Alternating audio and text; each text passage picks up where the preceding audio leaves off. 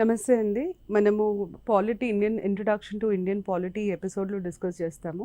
ఈ ఎపిసోడ్ నుండి నేను పాలిటీకి సంబంధించి టాపిక్స్ మీద కొన్ని క్లాసెస్ చెప్తాను. అంటే ఎట్లా ప్రిపేర్ అవ్వాలి, ప్లస్ ఎక్స్‌ప్లెయిన్ కూడా చేస్తాను. అయితే పాలిటీ అన్నది ఏ కాంపిటీటివ్ ఎగ్జామ్‌కైనా ఒక కోర్ ఏరియా. మనం కాంపిటీటివ్ ఎగ్జామ్స్ గురించి మాట్లాడినప్పుడు 4 సబ్జెక్ట్స్, బేసిక్ సబ్జెక్ట్స్ ఉంటాయి.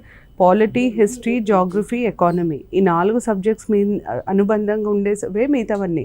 ఇప్పుడు ఉదాహరణకి మీరు ఎన్వైరన్మెంట్, డిజాస్టర్ మేనేజ్మెంట్ ఇవన్నిటికీ కాన్సెప్చువల్ బేస్ జాగ్రఫీ ఉంటుంది. గవర్నెన్స్ లాంటి సబ్జెక్ట్కి పాలిటీ బేస్ అవుతుంది. జాగ్రఫీ, హిస్టరీ, పాలిటీ, ఎకానమీలో కొన్ని ఏరియాస్ కలిపితేనే మీకు సొసైటీ, సమాజం ఈ సబ్జెక్ట్ వస్తుంది. సో అట్లా ఇది కోర్ ఏరియా.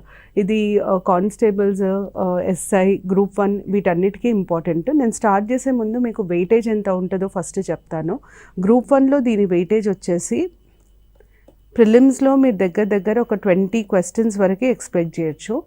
మెయిన్స్కి వచ్చేసరికి మీకు 50 మార్క్స్ పాలిటీకి అసైన్ చేస్తున్నారు. పేపర్ 3 మెయిన్స్లో వస్తుంది పాలిటీ. ఇది కాకుండా ఎస్ఏలో కూడా మీకు ఒక టాపిక్ ఇచ్చున్నారు, Indian dynamics of Indian politics అని. సో ఇండియన్ పాలిటిక్స్లో జరిగిన లేటెస్ట్ డెవలప్మెంట్స్, చాలా విస్తారంగా జరిగిన డెవలప్మెంట్స్ మీద కూడా మీకు క్వశ్చన్స్ వస్తాయి. ఉదాహరణకి ఫెడరలిజం ఇన్ ఇండియా, కేంద్ర రాష్ట్ర ప్రభుత్వాల మధ్యలో ఉండే సంబంధాల మీద చాలా చర్చ జరుగుతుంది. దాంట్లో governor, office of governor role, governor పోషించే పాత్ర మీద, ఇవన్నిటి మీద చర్చలు జరుగుతున్నాయి. సో దాన్ని ఆధారం చేసుకొని ఒక ఎస్సే అడగచ్చు ఇండియన్ ఫెడరలిజం మీద. అట్లా ఇది ఎస్సేకి కూడా చాలా యూజ్ అవుతుంది. అయితే ఈ ఎపిసోడ్లో నేను మీకు అసలు పాలిటీలో ఏం చదవాలి, ఎక్కడ మొదలు పెట్టాలి అన్న దాని మీద ఒక అవగాహన కల్పిస్తాను. అయితే దీంట్లో మనము ఫస్ట్ ఎప్పుడైనా ఒక సబ్జెక్ట్ చదివేటప్పుడు దానికి ఒక అప్రోచ్ ఉంటుంది. ఇప్పుడు ఉదాహరణకి మీరు హిస్టరీ చదువుతున్నారనుకోండి, హిస్టరీని మనం రికార్డ్ ఆఫ్ ఈవెంట్స్ అని అంటాం. హిస్టరీలో మీరు క్రొనాలజీ ముందు తెలుసుకోవాలంటే ఏది ముందు జరిగింది, తర్వాత ఏది జరిగింది, ఒక బ్రాడ్ ఫ్రేమ్వర్క్, క్రొనలాజికల్ ఫ్రేమ్వర్క్ వేసుకుంటే దాని తర్వాత హిస్టరీ చదవడం చాలా ఈజీ అవుతుంది. అట్లాగే పాలిటీ అసలు ఎక్కడ మొదలు పెట్టాలి, ఏ టాపిక్ తర్వాత ఏ టాపిక్ చదవాలి అన్న అవగాహన వస్తే మీకు చాలా ఈజీ అవుతుంది. ఎందుకు ఈ అవగాహన అంటే అసలు మీకు సిలబస్ ఎటు నుండి ఎటు పోతుంది అన్నది తెలుస్తుంది. మీరు సిలబస్లో ఇచ్చిన విధంగా చదవడం కొంచెం కష్టం. అంటే సిలబస్లో ఎట్లయితే టాపిక్స్ మెన్షన్ చేశారో అట్లా చదవడం కొంచెం కష్టం. మీరు దాని బదులు ఒక అప్రోచ్ని ఫాలో అవ్వడం చాలా చాలా ఇంపార్టెంట్. అయితే మీరు ఎప్పుడైనా పాలిటీ మొదలు పెట్టేటప్పుడు ముందు మీరు పెట్టాల్సిన అంశం ఏంటంటే, నేను సిలబస్ని ఒక 6 భాగాల కిందకి డివైడ్ చేశాను. అందులో ఫస్ట్ భాగంని నేను ఇంట్రొడక్షన్ అని అంటున్నాను. దీంట్లో ముఖ్యంగా మీకు తెలియాల్సింది ఏంటంటే, మనం పాలిటీ అంటున్నాం, తర్వాత కాన్స్టిట్యూషన్ అంటున్నాం, గవర్నమెంట్ అంటున్నాం, గవర్నెన్స్ అంటున్నాం, ఎగ్జిక్యూటివ్, లెజిస్లేచర్, జ్యుడిషియరీ అంటున్నాము. అసలు ఇవన్నీ ఏంటి, వీటి అర్థం ఏంటి, ఇవి ఎందుకు ఉన్నాయి, ఇది ముందు అర్థం చేసుకోవాలి. మీ సబ్జెక్ట్ పేరు పాలిటీ, కానీ మీరు చదవాల్సింది కాన్స్టిట్యూషన్. పాలిటీకి కాన్స్టిట్యూషన్కి గల సంబంధం ఏంటి అవన్నీ తెలుసుకోవాలి. సో దానికి ఫస్ట్ టాపికే పాలిటీ అండ్ కాన్స్టిట్యూషన్. మన రాజ్యాంగం మనం రాసుకోవడానికి మనం చేసిన ప్రయత్నాలు ఎట్లాంటివి, కాన్స్టిట్యూయెంట్ అసెంబ్లీ ఎట్లా ఫామ్ అయింది, దాంట్లో ఎవరెవరు మెంబర్స్ ఉండే, డ్రాఫ్టింగ్ కమిటీ అంటాం. డాక్టర్ బిఆర్ అంబేద్కర్ గారిని మనం ఫాదర్ ఆఫ్ కాన్స్టిట్యూషన్ అని అంటాం. ఆయన వారి కాంట్రిబ్యూషన్ ఏంటి, ఇట్లాంటివి మనకి ఫ్రేమింగ్ ఆఫ్ ద కాన్స్టిట్యూషన్లో వస్తాయి. తర్వాత సేలియన్ ఫీచర్స్లో మనము ఇంపార్టెంట్గా చూసుకోవాల్సింది ఏంటంటే, మన భారత రాజ్యాంగాన్ని ఇతర దేశ రాజ్యాంగాలతో కంపేర్ చేసుకుంటే భారత రాజ్యాంగం చాలా విభిన్నంగా ఉంటుంది. అంటే చాలా డిఫరెంట్గా ఉంటుంది, చాలా యూనిక్గా ఉంటుంది. ఎందుకు భారత రాజ్యాంగం ఇంత యూనిక్గా ఉంది అని ఎవరన్నా అడిగితే దానికి సమాధానం ఈ సేలియన్ ఫీచర్స్లో దొరుకుతుంది. అంటే మిగతా అన్ని దేశాలకు పోల్చుకుంటే భారతదేశానికి ఒక ప్రత్యేకత ఉంది. అలాగే మిగతా అన్ని దేశాల రాజ్యాంగాలతో పోల్చుకుంటే భారత రాజ్యాంగానికి కూడా ఒక ప్రత్యేకత ఉంది. ఆ ప్రత్యేకతలు ఏంటి అన్నది salient features of Indian constitution. దాంట్లో మనం universal adult franchise, single citizenship, దాని తర్వాత ఫెడరేషన్ విత్ స్ట్రాంగ్ సెంటర్, ఇట్లాంటివి డిస్కస్ చేస్తాం. సేలియన్ ఫీచర్స్ అన్నది చాలా చాలా ఇంపార్టెంట్. ఎందుకంటే ఇక్కడ మీకు కాన్సెప్ట్స్ బాగా వస్తాయి, కాన్సెప్చువల్ క్లారిటీ ఎక్కువ వస్తుంది ఇక్కడ. దాని తర్వాత మనకి కాన్స్టిట్యూషనల్ అమెండ్మెంట్. కాన్స్టిట్యూషనల్ అమెండ్మెంట్లో మనం బేసిక్గా ఏం డిస్కస్ చేస్తామంటే, మీరు ఒకవేళ రాజ్యాంగాన్ని సవరించాలంటే మనం పాటించాల్సిన పద్ధతి ఏంటి, విధానం ఏంటి, అసలు రాజ్యాంగాన్ని సవరించాల్సిన అవసరం ఏముంది, అమెండ్మెంట్ ఎందుకు చేయాలి కాన్స్టిట్యూషన్కి, దేనికోసం చేయాలి, దాన్ని సవరించాలంటే దానికి పాటించాల్సిన విధానం ఏంటి, ఆ విధానంతో ఇప్పటివరకు జరిగిన మార్పులు ఏంటి, ఆ మార్పులలో చాలా ఇంపార్టెంట్ మార్పులు. ఉదాహరణకి 42 కాన్స్టిట్యూషనల్ అమెండ్మెంట్ యాక్ట్, 42వ రాజ్యాంగ సవరణని మనం మినీ కాన్స్టిట్యూషన్ అని అంటాం. అదొక చిన్న సైజు రాజ్యాంగం లాగా పరిగణిస్తారు. ఎందుకు పరిగణిస్తారు అంటే రాజ్యాంగంలో ఉన్న ప్రతి అంశంలో ఏదో ఒక మార్పు తీసుకొచ్చిన సవరణ అది. సో ఇట్లాంటి కొన్ని ప్రశ్నలు. అలాగే మీకు కొన్ని రాజ్యాంగ సవరణలు కమిటీ రికమెండేషన్స్ మీద ఆధారపరుచుకొని చేసినవి. ఉదాహరణకి 7వ రాజ్యాంగ సవరణ 7th కాన్స్టిట్యూషనల్ అమెండ్మెంట్ రావడానికి ముఖ్య కారణం ఏంటంటే, అప్పుడు మనకి SRC state reorganisation commission appoint అయింది.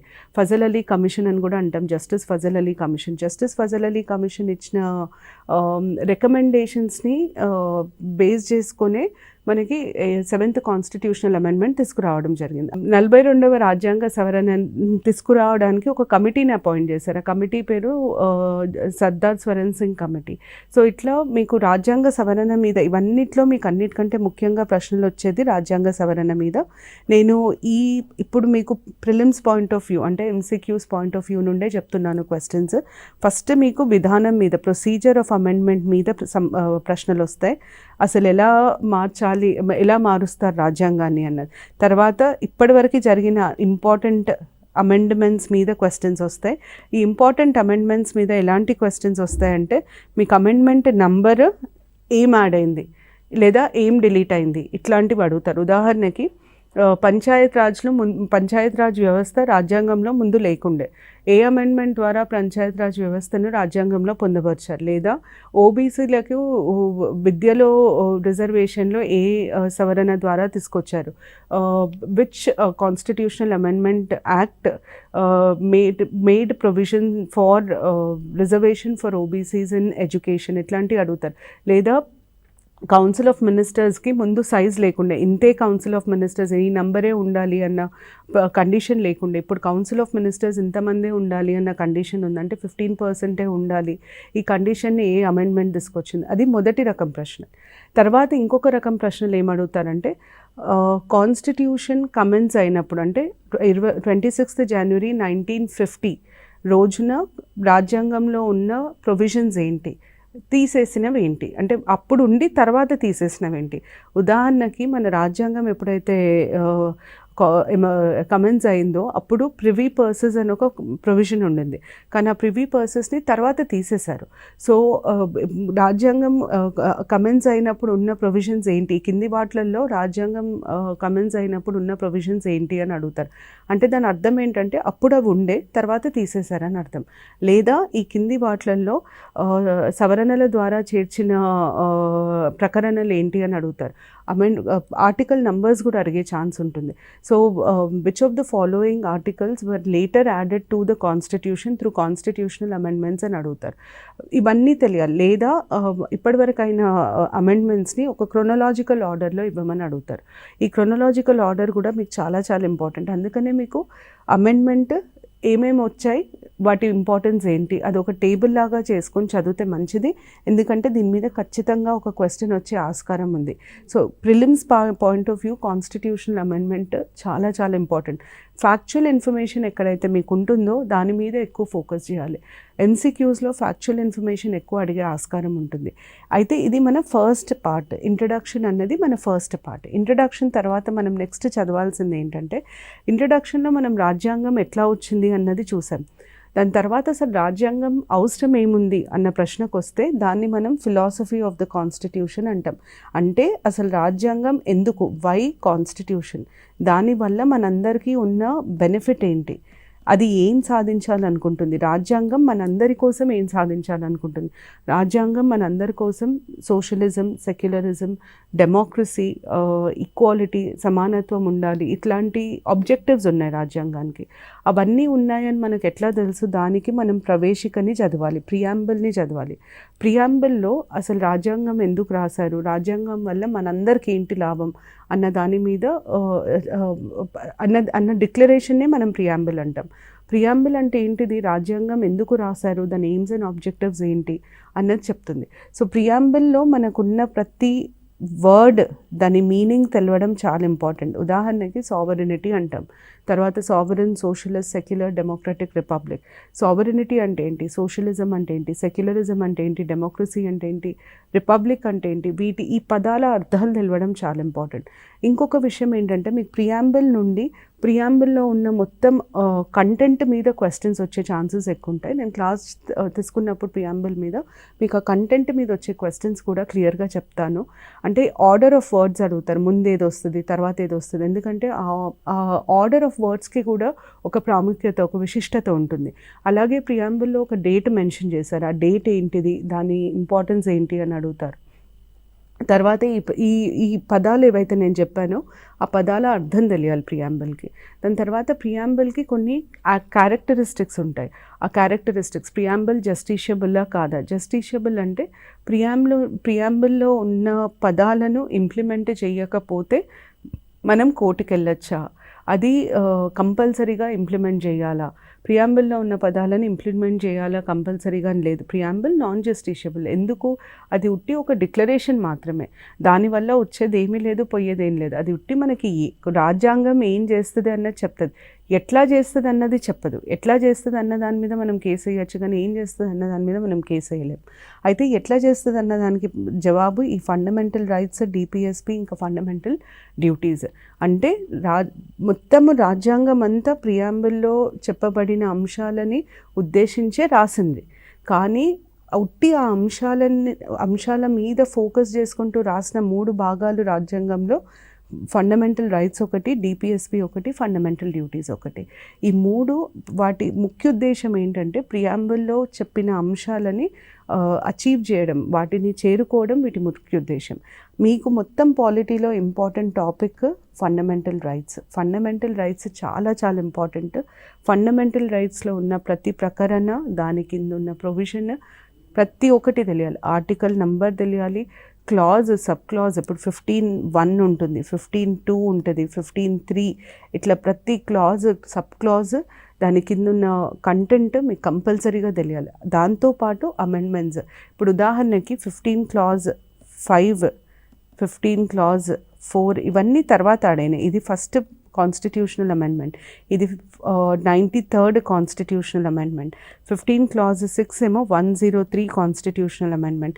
ఇట్లాంటి డీటెయిల్స్ అన్నీ తెలియాలి. దాని తర్వాత ఫండమెంటల్ రైట్స్కి సంబంధించి మీకు దగ్గర ఒక 40 కేసుల వరకు ఆ కేసు పేరు, అది దేనికి సంబంధించింది తెలియాలి. ఉదాహరణకి రైట్ టు ప్రైవసీ ఫండమెంటల్ రైట్స్లో ఒక భాగం అని సుప్రీంకోర్టు డిక్లేర్ చేసింది. ఏ కేసులో డిక్లేర్ చేసింది అని అడుగుతారు. Justice Puttaswamy versus union of India. అయితే right to privacy fundamental rights, ప్రాథమిక హక్కులలో భాగం అని చెప్పినప్పుడు ఏ హక్కు కింద భాగం అని అడుగుతారు. ఆర్టికల్ 21 కింద అది భాగం అని చెప్పారు. అట్లా మీకు ఆల్మోస్ట్ ఒక 40 కేసెస్ ఉంటాయి. ఆ 40 కేసెస్ మీరు ప్రతి కేసు డీటెయిల్స్ చదవాల్సిన అవసరం లేదు, ఎందుకంటే చదవాలంటే దగ్గర ఒక కేసు కంప్లీట్ డాకెట్ వచ్చి 200-300 పేజీలు ఉంటుంది. మీకు అవన్నీ అవసరం లేదు. మీకు సింపుల్గా కేస్ నేమ్, ఏ ఆర్టికల్కి సంబంధించింది, సుప్రీంకోర్టు ఇచ్చిన తీర్పు ఏంటి, ఈ 3 తెలియాలి. ఇంకొక ముఖ్య అంశం ఏంటంటే ఫండమెంటల్ రైట్స్లో కొన్ని డాక్ట్రిన్స్ ఉంటాయి. Doctrine of rarest of rare, doctrine of severability, doctrine of eclipse, doctrine of reasonable classification, doctrine of waiver. ఈ డాక్ట్రిన్స్ ఏ ప్రకరణకి సంబంధించింది, వాటి అర్థం ఏంటి తెలియాలి. ఉదాహరణకి మనం doctrine of rarest of rare అని అంటాం. Doctrine of rarest of rare అన్నది ఆర్టికల్ 21 రైట్ టు లైఫ్కి సంబంధించింది. దాన్ని సుప్రీంకోర్టు ఒక కేసులో ప్రతిపాదించింది. ఆ కేసు పేరు తెలియాలి. Bachchan Singh versus state of పంజాబ్లో ప్రతిపాదించింది. అసలు రేరెస్ట్ ఆఫ్ రేర్ అంటే ఏంటి? భారతదేశంలో ఉరిశిక్ష ఇంకా అమల్లో ఉంది. ఈ రోజుకి కూడా ఉరిశిక్ష ఇవ్వచ్చు. ఇండియన్ పీనల్ కోడ్ ప్రకారం కొన్ని నేరాలకి ఉరిశిక్ష వర్తిస్తుంది. అయితే కోర్టు ఏమంటదంటే ఏ నేరానికైతే ఉరిశిక్ష వర్తిస్తుందో ప్రతి నేరానికి ఉరిశిక్ష ఇవ్వాల్సిన అవసరం లేదు.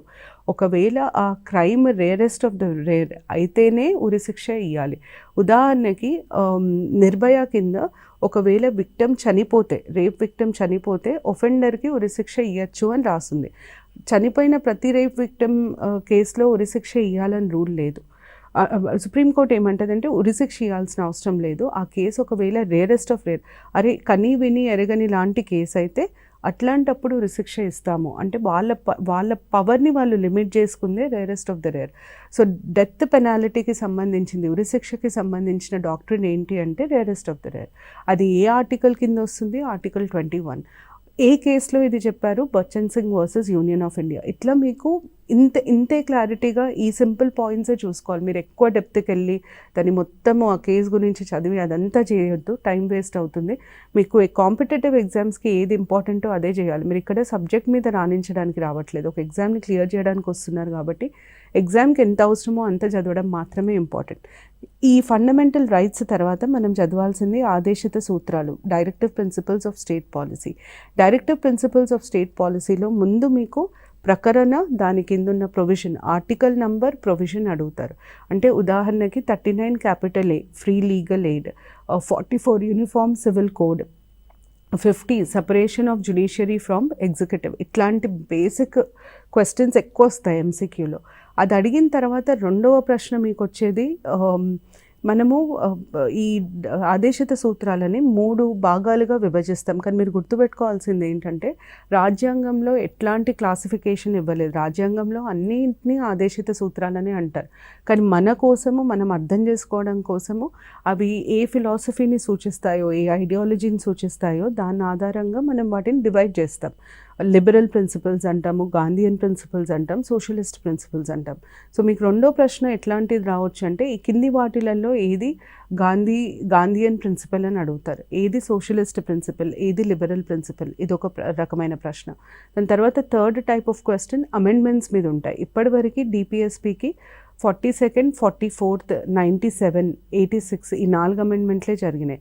సో ఈ 4 ప్రకరణలతో ఏమేమి యాడ్ అయినాయి డిపిఎస్పిలో అన్నది అడిగే ఛాన్సెస్ ఉంటాయి. తర్వాత డిపిఎస్పి క్యారెక్టరిస్టిక్స్, ఆర్టికల్ 37 చాలా చాలా ముఖ్యం. ఆర్టికల్ 37 మనకు డిపిఎస్పి ఒక క్యారెక్టరిస్టిక్ చెప్తుంది. ఆ క్యారెక్టరిస్టిక్స్ గురించి మనకు తెలియాలి. So directive principles of state policy మీద మీరు ఫస్ట్ ఇచ్చిన ఆర్టికల్స్ వాటి ప్రొవిజన్స్ చాలా డీటెయిల్డ్గా చదవాల్సి వస్తుంది. 38 ఇంపార్టెంట్, 39 ప్రతి ఆర్టికల్ దాని ప్రొవిజన్ ఇంపార్టెంట్.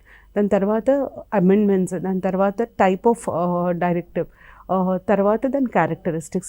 ఈ 4 ప్రశ్నలు వచ్చే ఆస్కారం ఉంటుంది. ఫండమెంటల్ డ్యూటీస్ మీద మీకు ముందు వచ్చే ప్రశ్న ఏంటంటే ఫండమెంటల్ డ్యూటీస్ ఏ ప్రకరణతో రాజ్యాంగంలో పొందపరచబడింది? 42nd constitutional amendment act. దాని తర్వాత ఫండమెంటల్ డ్యూటీస్కి సంబంధించిన కమిటీస్ ఏవి? సర్దార్ స్వరణ్ సింగ్ కమిటీ ఒకటి, వర్మ కమిటీ ఒకటి. దాని తర్వాత ఫండమెంటల్ డ్యూటీస్ లిస్ట్ అడుగుతారు. Right to vote, duty to vote అన్న ఫండమెంటల్ డ్యూటీ లేదు. యూజువల్గా డ్యూటీ టు ఓటే రాంగ్ ఆప్షన్ ఉంటుంది, లేదా డ్యూటీ టు పే ట్యాక్సెస్, ఇట్లాంటివి లేవు.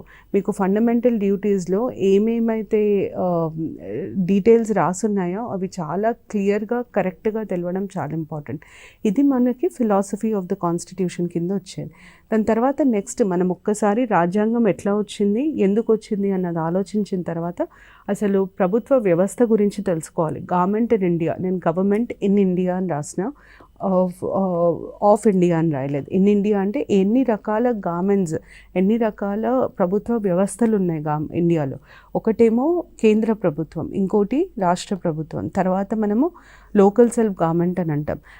యూనియన్ టెరిటరీస్కి సంబంధించి కేంద్ర పాలిత ప్రాంతాలకు సంబంధించి సపరేట్ ప్రొవిజన్స్ ఉంటాయి. అలాగే షెడ్యూల్డ్ అండ్ ట్రైబల్ ఏరియాస్కి సంబంధించి సపరేట్ వ్యవస్థ ఉంటుంది, పాలనా వ్యవస్థ. సో వీటి గురించి కూడా తెలుసుకోవాలి. మీకు ఇది చాలా important. Scheduled and tribal areas ఎందుకు ఇంపార్టెంట్ అంటే ఇది మీకు మళ్ళీ సొసైటీలో ఓవర్లాప్ అవుతుంది. సొసైటీలో మీకు ట్రైబ్స్ అనేది ఒక చాలా ఇంపార్టెంట్ టాపిక్. సొసైటీలో మీకు దీని గురించి చాలా డీటెయిల్డ్గా తెలియాలి.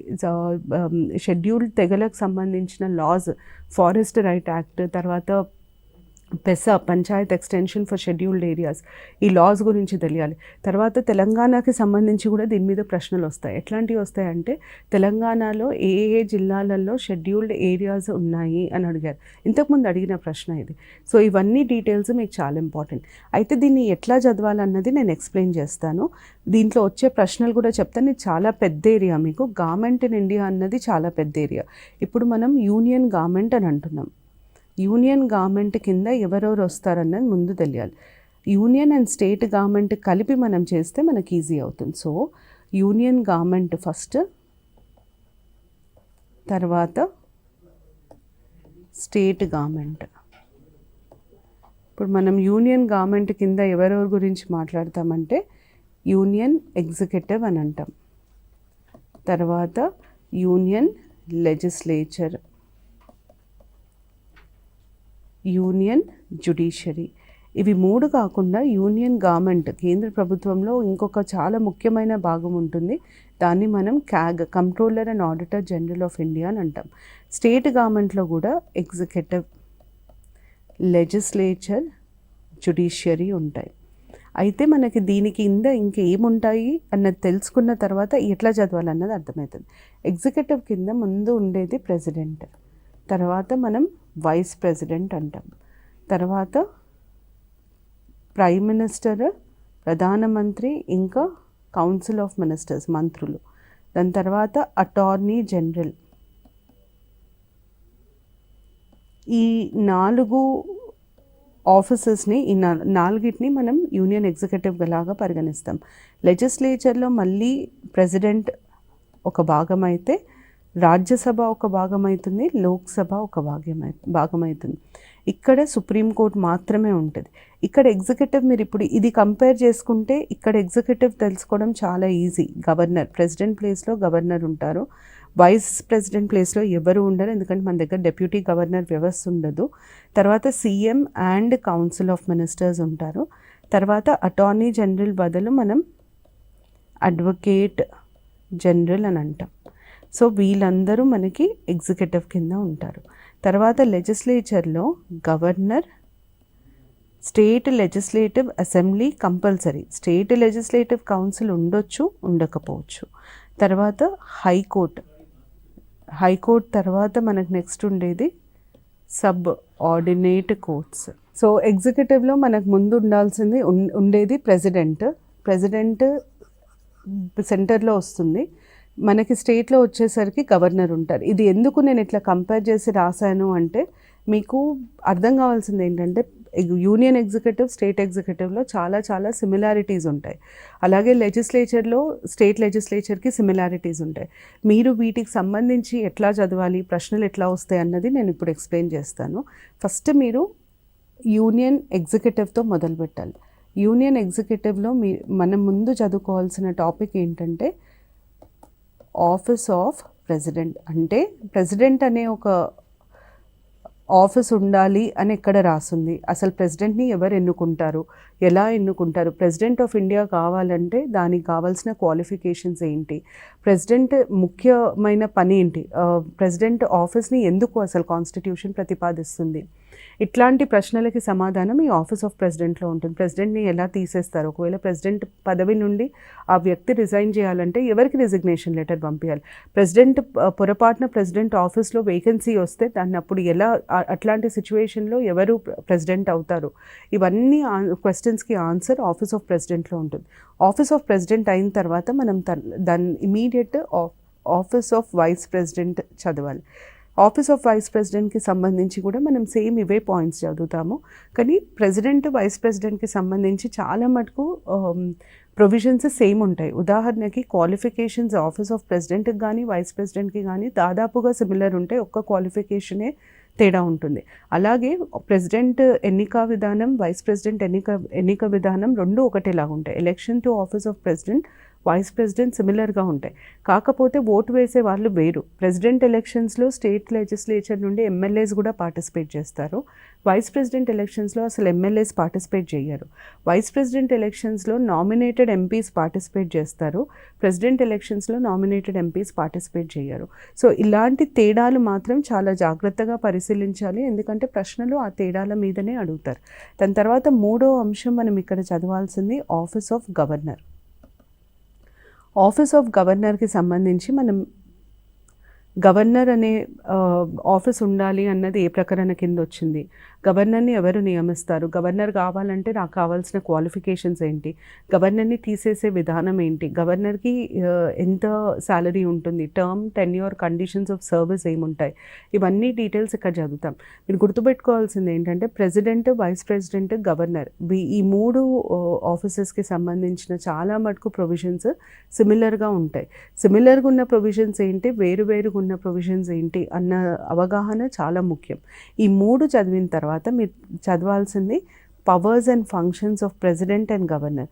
Powers and functions of president and governor ఎప్పుడైనా కంపారిజన్లో చదవాలి, ఎందుకంటే సిమిలారిటీస్ ఉంటాయి, డిఫరెన్సెస్ ఉంటాయి. ఉదాహరణకి ఆర్డినెన్స్ మేకింగ్ పవర్, ఆర్డినెన్స్ విడుదల చేసే పవర్ ప్రెసిడెంట్కి ఉంటుంది, గవర్నర్కి ఉంటుంది. ఆర్డినెన్స్ మీనింగ్ రెండు కేసెస్లలో సేమ్. ఆర్డినెన్స్ని ఎప్పుడు మీరు ప్రొమల్గేట్ చేయొచ్చు, డిక్లేర్ చేయొచ్చు అన్న దానికి ఉండే కండిషన్స్ సేమ్. కానీ గవర్నర్ కొన్ని అంశాలలో ప్రెసిడెంట్ ప్రమేయం లేకుండా, అంటే ప్రెసిడెంట్ నుండి అనుమతి లేకుండా ఆర్డినెన్స్ విడుదల చేయడానికి వీలుండదు. ఆ అంశాలు ఏంటి, ఇట్లాంటి పాయింట్స్ మీద కొంచెం ఎక్కువగా దృష్టి పెడితే మంచిది. అలాగే పార్డనింగ్ పవర్, కోర్టు ఇచ్చిన శిక్షని మాఫీ చేసే పవర్ ప్రెసిడెంట్కి ఉంటుంది, గవర్నర్కి ఉంటుంది. కానీ ఉరి శిక్షని మాఫీ చేసే పవర్ మాత్రం ప్రెసిడెంట్కి మాత్రమే ఉంటుంది, గవర్నర్కి ఉండదు.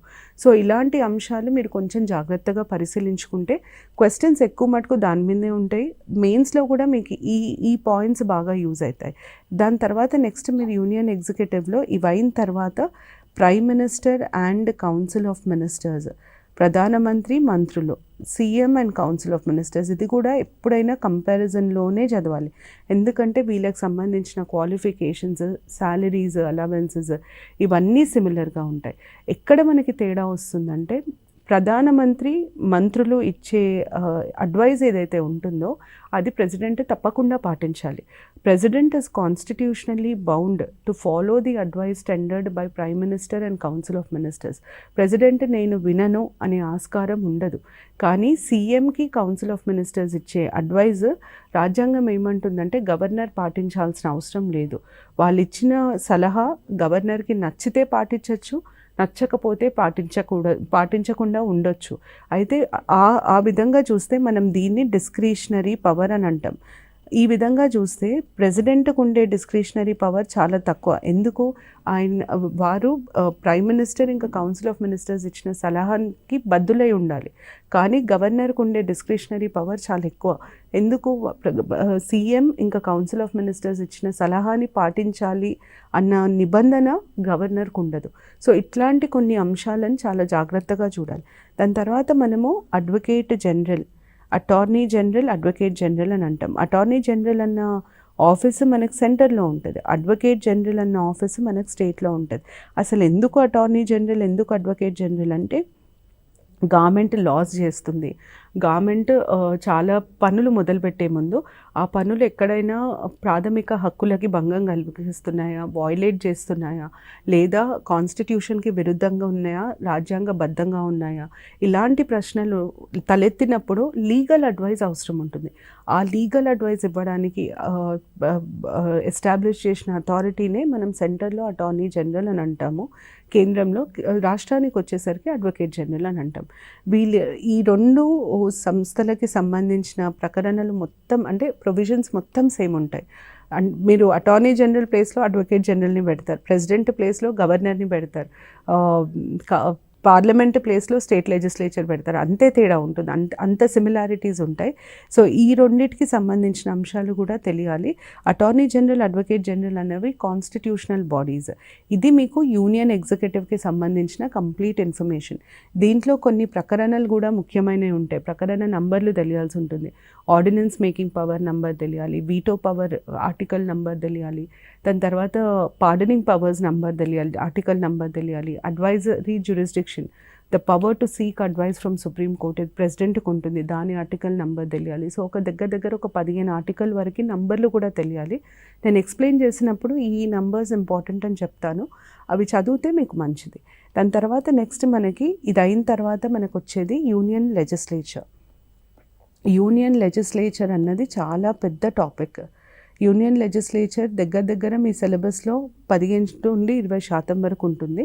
దీన్ని నేను యూజువల్గా ఏం చేస్తానంటే కొన్ని పాయింట్స్ లాగా డివైడ్ చేస్తానంటే, ముందు నేను పార్లమెంటరీ టర్మినాలజీ అంటే ఏంటి, పార్లమెంట్లో వాడే వేరు పదాల అర్థాలు అవి ఎప్పుడు వాడతారో అన్నది తెలుసుకోవాలి. ఉదాహరణకి మనం సెషన్ ఆఫ్ పార్లమెంట్ అంటాం.